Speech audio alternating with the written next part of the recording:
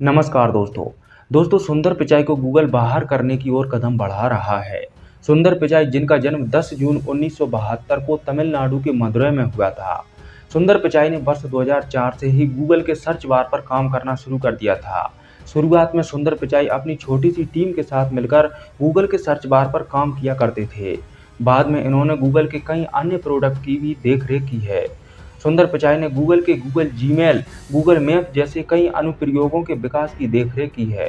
सुंदर पिचाई ने करीब 11 साल तक गूगल पर काम किया और उनके काम से प्रभावित हो 2 अक्टूबर वर्ष 2015 को लैरी पेज सुंदर पिचाई को गूगल के सीईओ बना देते हैं। आपको बता दें कि जिस वक्त सुंदर पिचाई को 2015 में गूगल का सीईओ बनाया गया था, जब इसका रेवेन्यू $74 बिलियन था, जो कि वर्तमान यानी कि वर्ष 2024 तक बढ़कर $306 बिलियन तक हो गया है। वहीं अगर इसके स्टॉक प्राइस की बात की जाए तो इसका स्टॉक प्राइस वर्ष 2015 में $26 से $37 था, जो कि वर्तमान यानी कि 2024 तक बढ़कर $149 तक हो गया है। अब क्वेश्चन सामने आ खड़ा होता है कि गूगल को इतना प्रॉफिट दिलाने के बाद भी क्यों सुंदर पिचाई को बाहर निकालने के लिए उन पर दबाव बनाया जा रहा है, जिससे कि वह खुद ही गूगल छोड़कर चले जाएं। आपको बता दें कि सुंदर पिचाई को गूगल से बाहर निकालने के लिए उन पर दबाव वही इन्वेस्टर्स बना रहे हैं, जिन्होंने सुंदर पिचाई के गूगल में रहते हुए गूगल से बहुत प्रॉफिट कमाया है। तो आखिर ऐसी क्या गलती हुई जिस गलती के चलते सुंदर पिचाई को गूगल से बाहर करने के लिए उन पर दबाव बनाया जा रहा है? इसे समझने के लिए सबसे पहले हम समझते हैं कि सुंदर पिचाई को आखिर गूगल का सीईओ क्यों बनाया गया था। क्या वाकई में उनमें कोई खास टैलेंट था? सुंदर पिचाई के गूगल सफर की शुरुआत होती है वर्ष 2004 से।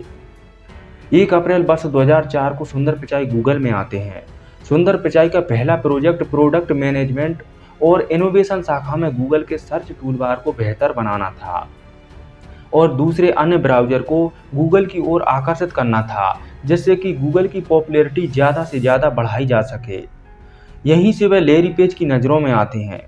सुंदर पिचाई यहीं से गूगल मैप बनाए जाने का आइडिया स्टार्ट करते हैं। सुंदर पिचाई द्वारा गूगल मैप बनाए जाने का आइडिया भी एक छोटी सी रोचक कहानी से स्टार्ट होता है। बात है वर्ष 2004 की। उस दिन सुंदर पिचाई को किसी रिश्तेदार ने डिनर के लिए इनवाइट किया। सुंदर पिचाई दोपहर के वक्त ऑफिस जाने के कारण शाम को अपनी पत्नी के साथ रिश्तेदार के यहाँ जाने का फैसला करते हैं और सुंदर पिचाई अपनी पत्नी को कहते हैं कि तुम शाम के वक्त 8 बजे वहाँ पहुँच जाना और मैं ऑफिस से फ्री होकर वहीं पहुँचता हूँ। ऐसा कहकर सुंदर पिचाई ऑफिस पहुँच जाते हैं। इधर उनकी पत्नी शाम के 8 बजे रिश्तेदार के यहाँ पहुँच जाती है और उधर ऑफिस से फ्री होकर सुंदर पिचाई भी ऑफिस से निकलते हैं, किंतु वो रास्ता भटक जाते हैं और रास्ता भी ऐसा भटकते हैं कि करीब 2 घंटे रास्ते में ही बर्बाद हो जाते हैं और रात के करीब 10 बजे सुंदर पिचाई रिश्तेदार के यहाँ डिनर पर पहुँचते हैं।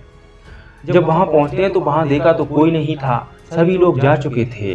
सुंदर पिचाई घर वापस लौटते हैं। घर आते हैं तो उनकी पत्नी अंजलि उन पर बहुत नाराज थी। जब सुंदर पिचाई ने नाराजगी का कारण पूछा तो उनकी पत्नी अंजलि कहती है कि तुम शाम को 8 बजे वहां पहुंचे क्यों नहीं? मुझे अकेले ही खाना खाना पड़ा, अकेले ही घर वापस आना पड़ा। ये सब सुनकर सुंदर पिचाई सारा मामला समझ जाते हैं और सुंदर पिचाई रात के ही वक्त सीधे ऑफिस की ओर रवाना होते हैं और ऑफिस आकर पूरी रात ये सोचते रहे कि मैं रास्ता भटक गया। अगर मैं रास्ता भटक गया तो एक दिन में कितने लोग रास्ता भटकते होंगे। ये सब सोचकर सुंदर पिचाई ने अगले दिन सुबह अपनी पूरी टीम को एकत्रित किया और उन्हें नक्शा बनाने के लिए कहा। पहले तो सुंदर पिचाई की टीम को उनके आइडिया पर यकीन नहीं था, किंतु उन्होंने लगातार 2 दिन तक अपनी टीम के साथ मीटिंग की और उन्हें एक ऐसा प्रोडक्ट डिजाइन करने के लिए राजी किया जो कि लोगों को रास्ता दिखा सके। और सुंदर पिचाई और उनकी टीम ने करीब 1 साल तक लगातार मेहनत करने के बाद गूगल मैप बनाकर तैयार कर दिया और वर्ष 2005 में इसे पूरी अमेरिका में लॉन्च कर दिया गया। वहीं वर्ष 2006 में इसे इंग्लैंड में और वर्ष 2008 में इसे भारत में भी लॉन्च कर दिया गया। और आज तो ऐसा समय आ गया है कि दुनिया का हर 7वां स्मार्टफोन यूजर गूगल मैप का इस्तेमाल कर रहा है। इसी तरह से एक रोचक घटना के बाद सुंदर पिचाई ने गूगल ट्रांसलेट बना डाला।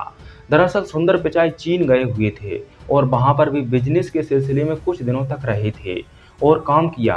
लेकिन चीन में उनके साथ एक ट्रांसलेटर भी रहा करता था। जब भी सुंदर पिचाई ऑफिस का काम शुरू करते थे और वहाँ के लोगों के साथ मीटिंग करते थे, तो वह ट्रांसलेटर उनकी चीनी भाषा को अंग्रेजी में ट्रांसलेट करके सुंदर पिचाई को बताता और इधर से सुंदर पिचाई की अंग्रेजी भाषा को चीनी में ट्रांसलेट करके बताता।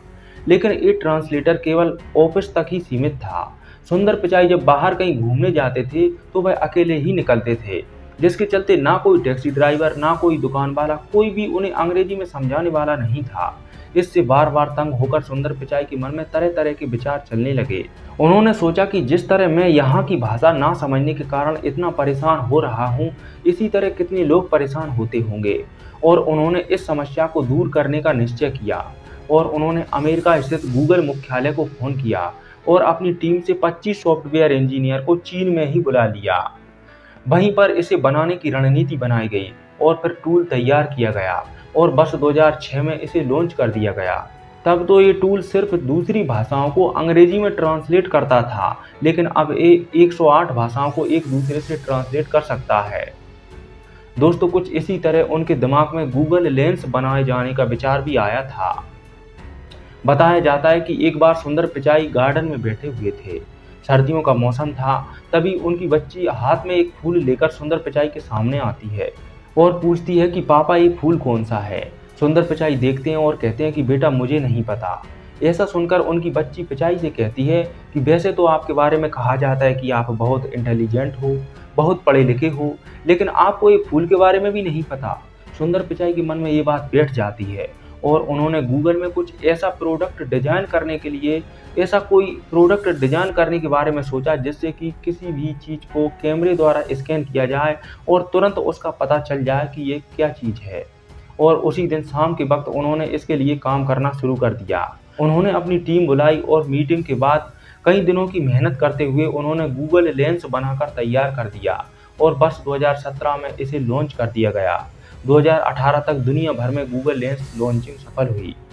इसी तरह सुंदर पिचाई के सुझावों के जरिए वर्ष 2008 को क्रोम ब्राउज़र लॉन्च किया गया और सन 2013 तक क्रोम एक तरह से प्रमुख ब्राउज़र बन गया था, जिसने लोकप्रियता के मामले में माइक्रोसॉफ्ट के इंटरनेट एक्सप्लोरर और मोजिला के फायरफॉक्स को भी पीछे छोड़ दिया था। इसी तरह उन्होंने गूगल के लिए Google photo, Gmail, Google kits जैसे कई अन्य प्रोडक्ट बनाए और गूगल को बहुत प्रॉफिट दिलाया।